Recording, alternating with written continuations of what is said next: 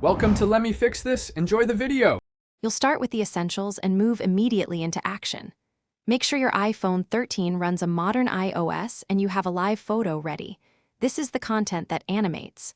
Open Settings, tap Wallpaper, then add new wallpaper. Once done, choose Live Photos under the library options so you can pick the exact clip. You're doing this now to avoid extra steps later. Next, we'll assign and fine-tune the live photo for the lock screen. You're selecting the live photo and making it fit naturally on your screen.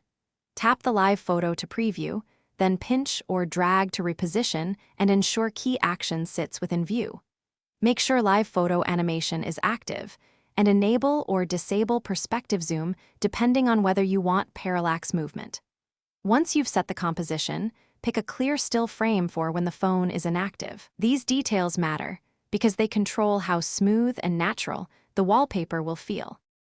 You're at the finish line. Set the live photo as your lock screen wallpaper because live wallpapers only animate there. Tap Set, then select Set Lock Screen. Now press and hold the lock screen to confirm the animation plays. If it does, you're done. If it doesn't, make sure low power mode is off, live photo was used, not a still, and reduce motion is disabled under accessibility. These quick checks fix most problems, so your live wallpaper animates reliably when you press and hold.